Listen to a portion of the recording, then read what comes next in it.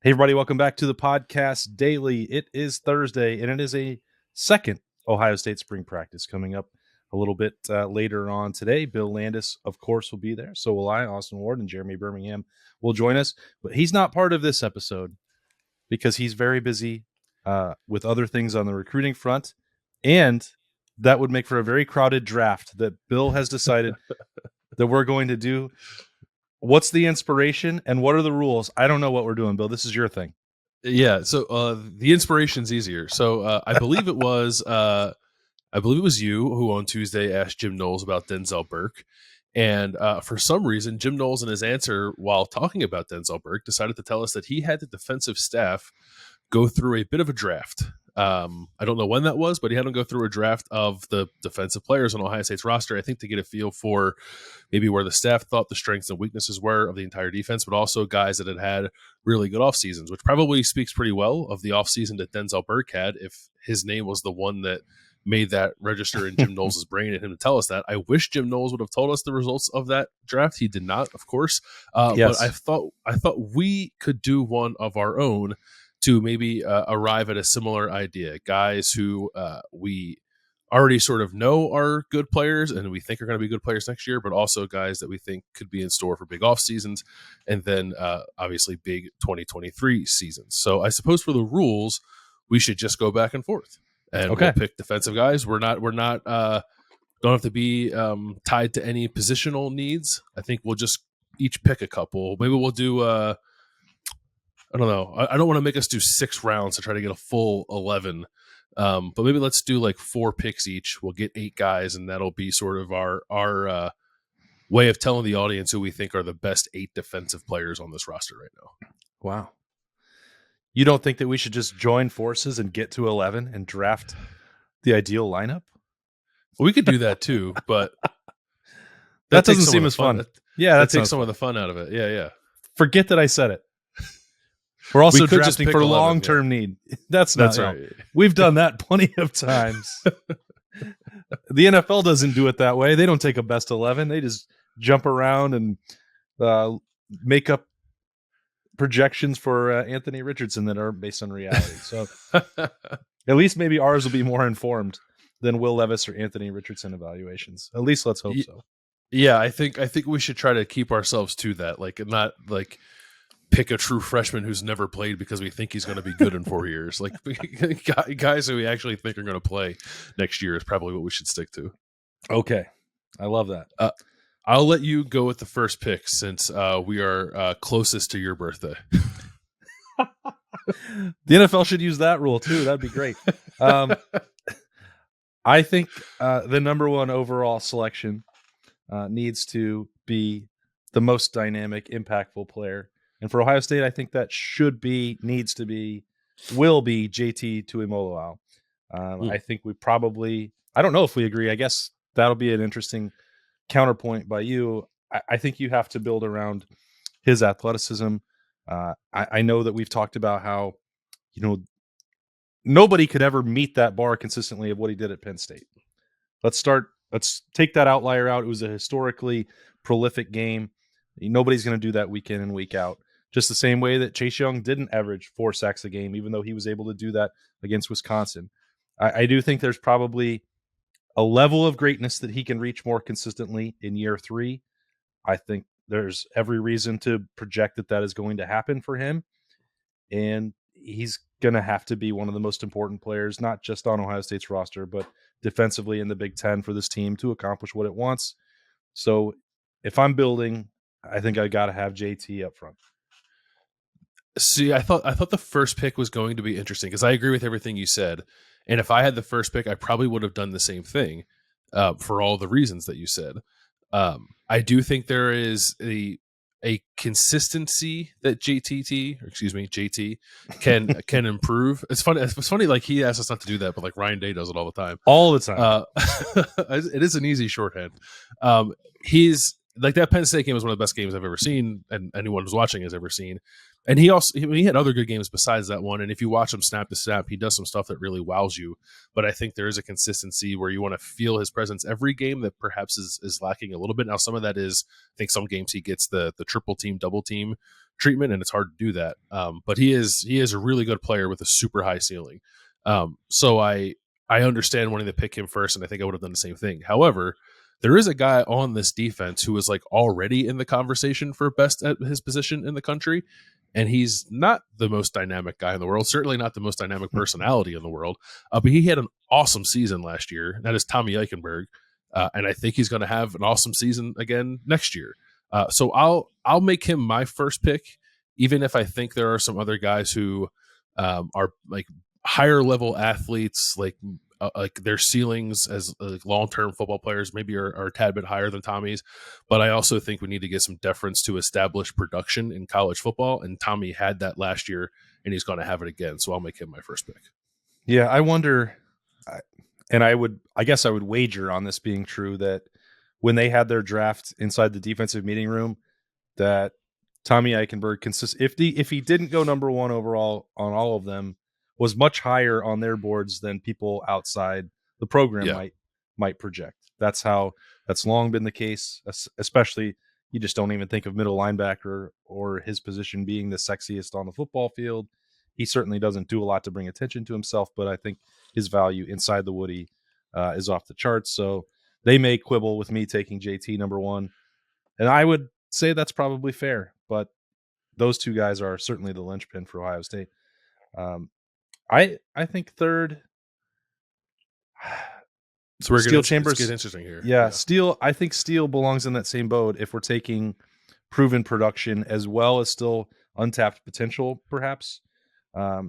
Maybe that's too high for him, but I think this is also not meant as a slight to Tommy Eichenberg, and maybe I'll be proven wrong, but I would project that Steele's going to have a higher NFL ceiling than Tommy Eichenberg. Because of his athleticism, because of maybe his ability to play multiple spots at the next level. Certainly we've seen that athleticism in play when he's playing both offense and defense in his career at Ohio State. So he's really important to Ohio State, and I think there's still another guy that fits in that same boat as JT that can find another gear, higher gear, and do it more consistently. He's still only been doing this for 24 months or so or less than that. So there's more, I think, for him to give. So that's a hedge for me. That's both projection and production with him.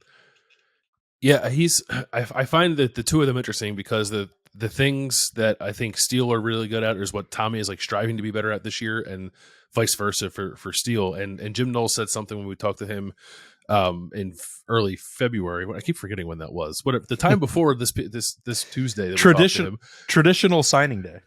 Yeah, traditional signing day. That's right. That's when it was. He had mentioned that he wanted to see Tommy sort of expand his arsenal in terms of coverage. I think that's where value really comes in for like off-ball linebackers when you get to the NFL level. And I think Steele has that kind of already. And they probably use both those guys more in that way in 2023. So I'm eager to see that. But I do think you're right. I think Steele has been a pretty productive player. I kind of like the thing I always say about him is every time you put him on the field, it seems like he's getting better. And obviously he's got another off season to do that. So I think that's a good pick. I don't know if I would have picked him though. Maybe I would have. But I'm going to go with Alex Sonny Styles for my second pick, which is like a pure projection pick. I understand that, but he is a unicorn. So I don't want to miss out on the opportunity to pick the unicorn. I don't know entirely how he's going to help Ohio State's defense this year. All I know is that he's going to, and he's going to have a role. I think Jim Knowles is genuinely excited about all the different ways that he can use Sonny. I think he can help at all three levels of the defense if they really wanted to tap into that potential. And the fact that he was able to do so much as a 17-year-old, I think speaks to his work ethic and his football IQ. And he has that in addition to being a freaky athlete who's 6'4" and 220 pounds and moves like a much smaller man. So I think in terms of like raw ceiling for all these guys, I would say that Sonny's is probably the highest. There was an amusing moment on Tuesday morning at the first practice of spring where sometimes the numbers aren't fully updated on the roster when you get there. And Davison Igbinosun was wearing 20 and Sonny Styles had switched to, I believe, 6.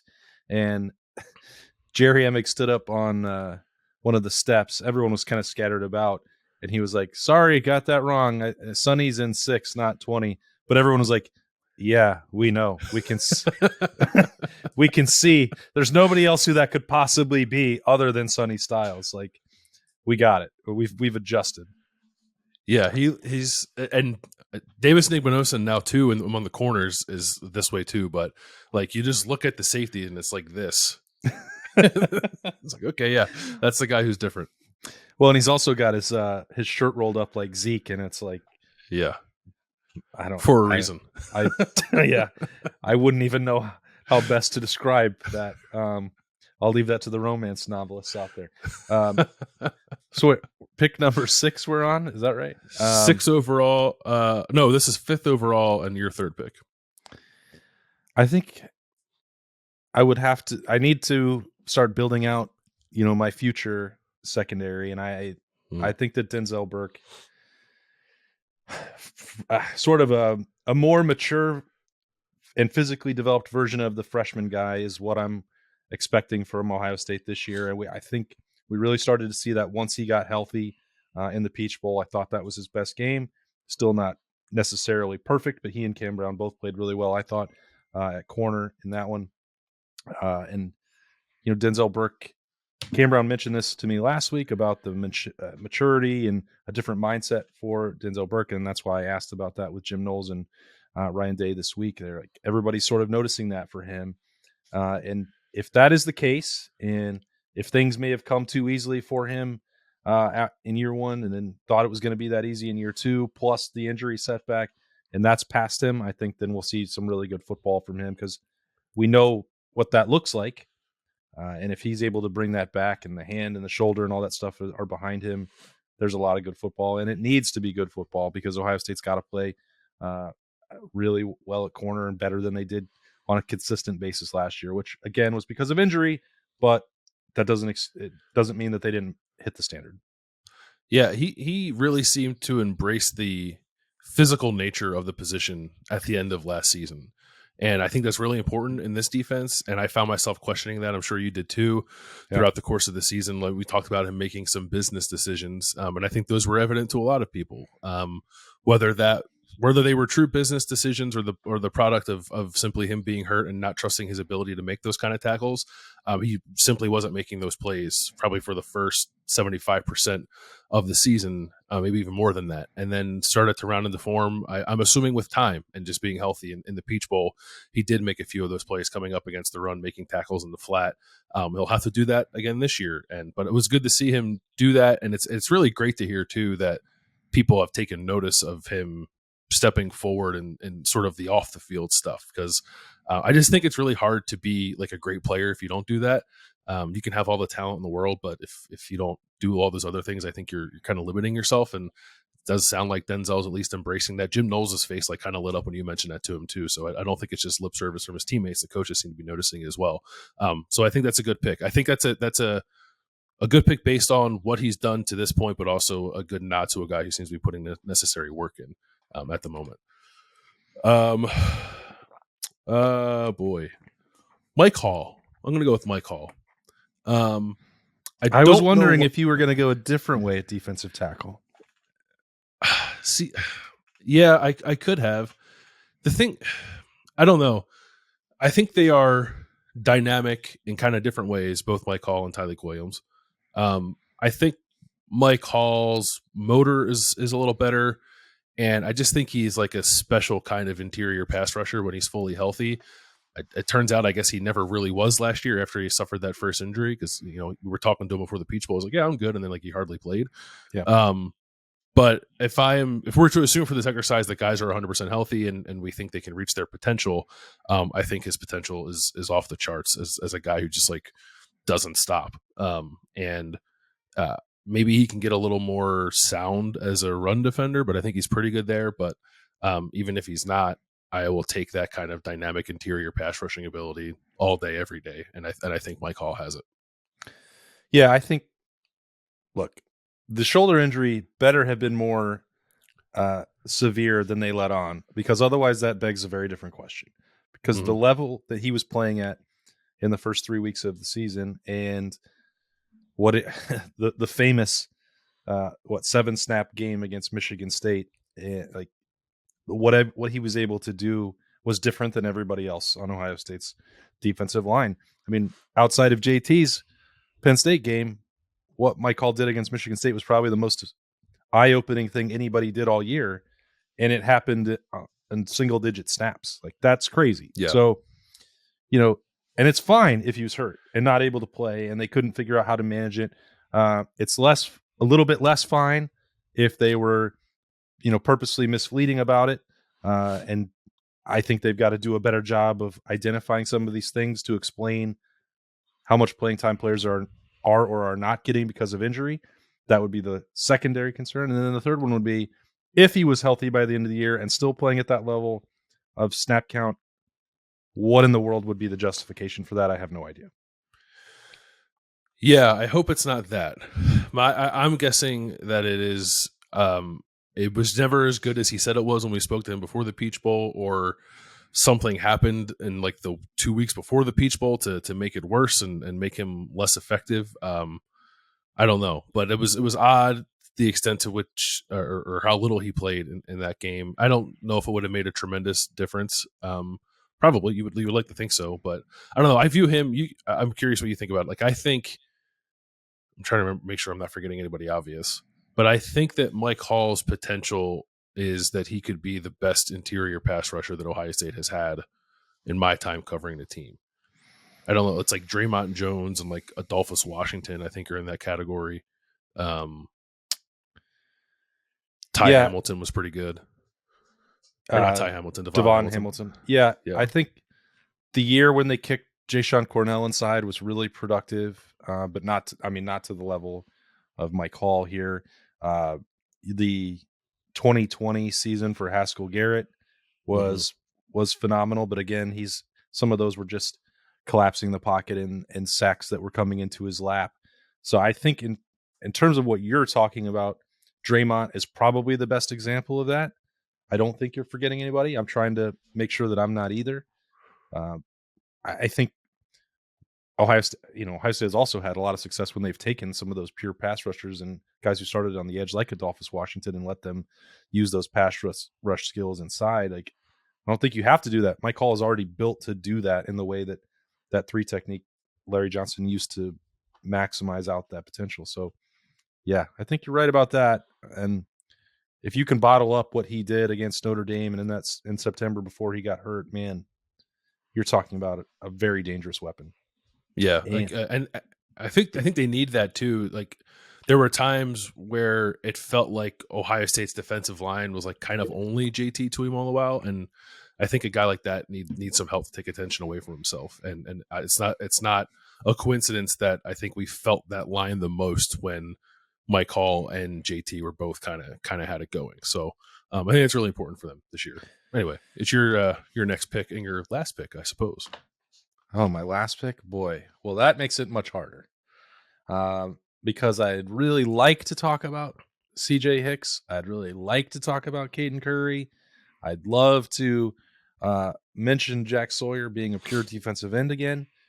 But I think I'd be making a huge mistake if I just ignored Lathan Ransom's value to Ohio State. The fact that he could play any of the 3 safeties at spots, that he had played well enough for most of the season, not all of it, to be an NFL draft pick, and a relatively, I don't know, maybe late second, early third one at that, depending on, again, if he'd finished out in the game and against Georgia in the Peach Bowl slightly better, that would have helped as well. And sometimes it's also easy to forget that he's just now 14 months removed from a fractured leg in the Rose Bowl. And so what that may mean for, him to have a full winter, which he did not have, a full spring, which he did not have a year ago. The fact that he still played at such a high level a year ago is very significant.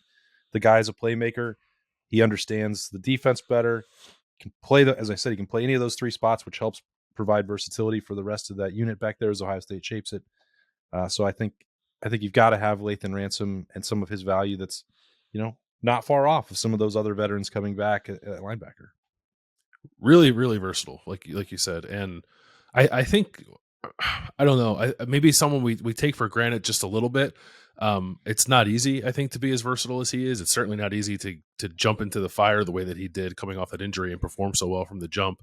And I think that him falling down against Georgia kind of clouds what was otherwise a pretty solid season for him. And what did you make of what Jim Knowles said on Tuesday, like about those kind of big plays? It seemed to me like he was expressing some regret for not basically playing the defenses he thought he was going to have to play against like the Michigans and Georgias of the world beforehand, and then in turn putting those guys in positions they had not really been in prior to then on the biggest stages. And then obviously the results were kind of mixed, but that's how I took it. But it was a little bit confusing to me too, as like the way he expressed it. Yeah, I really just felt confused because asking those guys to play in coverage was sort of a key part of that defensive scheme all along. Like Yeah. he always wanted to blitz and bring pressures and, create one-on-one matchups that they thought they could take advantage of. And like, I guess part of the confusion for me is that I don't know why he has to adjust because guys didn't have the right cleats on a slippery turf. I mean, Yeah. maybe that's oversimplifying it. I know that there are other plays that we can point to, Cam Brown's, missed tackle against Michigan that changed the course of that game. And, I think there was probably more schematic stuff in the Michigan game than the Georgia game, if we're being honest. Like, that was more of a fluke what happened on that touchdown, in my opinion, against Lathan Ransom. But yeah, I think we're going to have to come back to it because I'm not sure that I really understand that.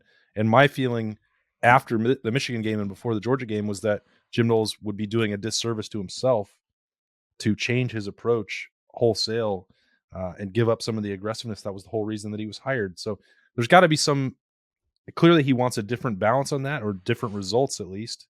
But I'm not sure that I fully understand what his explanation was for that on Tuesday.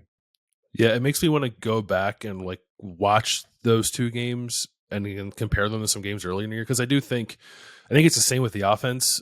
For the majority of Ohio State's schedule, you can kind of do whatever you want. You're going to win. But then does that best position you for the games that are the quote unquote matchup games? Probably not. I think you need to maybe work on those things during the year. You're afforded the ability to do that. You might as well take advantage of it. And maybe that's what he was saying, but I don't know. Yeah, I don't quite know what he was getting at either, other than to say that, which he's done multiple times, is to put the onus more on himself than he does on the players. But I agree with you that the Michigan game felt much more like a failure of scheme than the Georgia game, and it is just like unfortunate that Lathan fell down on that play. Like sometimes he just he's kind of tripped over his own feet and fell. Yeah. It's kind of a fluke thing, I think, and it's not really indicative of the kind of player he is. My last pick. Oh yeah, he's gonna do it, folks. Yeah, like I would like to pick Caden Curry and CJ Hicks too, and like talk about this guy because I do think they're going to be important this year. But I am infatuated with Davis Enigbenosun, so I'm gonna pick him. I don't know. Maybe it's just because he looks so different compared to the other corners I've seen. And like he had a good freshman year at Ole Miss. Like he didn't set the world on fire at Ole Miss. He was a solid true freshman, and he like everyone was like, "Oh, he's a freshman All-American." He was a freshman All-American for like some website I've never heard of before.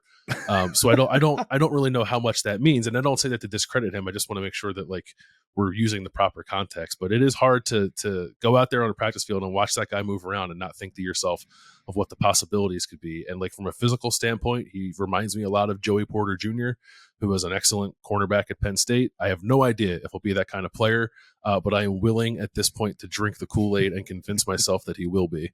So he will be my last pick and the final pick of this draft. Well, you weren't alone. There were people that went into the team room after the first practice of spring without any pads. And they're like, is this guy a starter? Like, I don't think they've determined that yet. Let's wait. Yeah. We all saw what you saw, but let's nail down a starter on March 7th. I don't think that happens very often at Ohio State, but he does look like someone who could do that. Yeah, it's the physicality of the position for me, like the stuff we were talking about with Denzel Burke. I just think if you can separate yourself in that way, you're going to give yourself a really good chance to play a lot in this system. But I don't say that I don't want to discredit Jordan Hancock either, because I also think he's that kind of player, and there was so much build up for Jordan Hancock last year, and the hamstring injury just like it kept him from ever reaching that point, which is unfortunate because it's hard to really embrace the idea of him being that guy that they sort of all talked about last year, and we haven't quite seen it yet. But certainly he's capable of being that player, and maybe by like the end of next September, we can look back on this and say, like, you're an idiot for not drafting Jordan Hancock first among the corners, which like is definitely on the table. So, but yeah, I am into the stylings of Davis and Igbinosun. I think if, this will be great feedback for Jim Knowles, who, made it very clear on Tuesday how much he appreciates all of our insight and suggestions. Mm-hmm. Next time, though, if he doesn't want us to cover that draft, we'll just participate in it. I mean, we're good at this. Yeah, I'd love to. And I think that they can get a feel then for how the media perceives the talented roster that Ohio State is working with. And if we get to give our own draft, I think that would be very meaningful for them. Why wouldn't it be? We spend all year talking about this team. We know it. Who among the players we didn't pick do you think was most likely to have been among the top, I guess, 8 players of the staff's draft? Probably. Well, I think there's a pretty obvious one in Ty Hamilton. Yeah, I was going to say it was Ty Hamilton because I think that he's the player that is trusted most from that defensive tackle group. And I'm borrowing a word that was used on OhioState.Rivals.com on Tuesday, breaking that down. That it doesn't mean they distrust Tyleik Williams or Mike Hall. That's not what I mean by that. But he has earned the most credibility for assignment football with Larry Johnson, which is why he wound up taking that. It wasn't just because of injury that Ty Hamilton was starting in the middle of the year and then for the rest of the season. Like, he had earned that. And I think that whether he's going to be a high NFL draft pick, he's probably not, but he's going to be really important for Ohio State. We know that. Yeah, there's a consistency with his play, I think, that is the reason he gets on the field so much. And you're right. I don't think his ceiling is probably not quite as high, or isn't as high as Tyleik's or Mike Hall's, but there's something to be said for putting a guy out there and knowing exactly what you're going to get. And I think Ty Hamilton gives them that. Yeah. All right. Well, that's the bonus draft pick for us. This was Bill's idea. Hopefully you enjoyed it. It was a great one. It was fun. It was a nice exercise and a little bit of change of pace. And then we'll be back in the Woody Hayes Athletic Center later on Thursday. We'll have some snap judgments, some practice observations, and so much more. Thanks as always for hanging out with us on the podcast. For Bill, I'm Austin. We will talk to you later.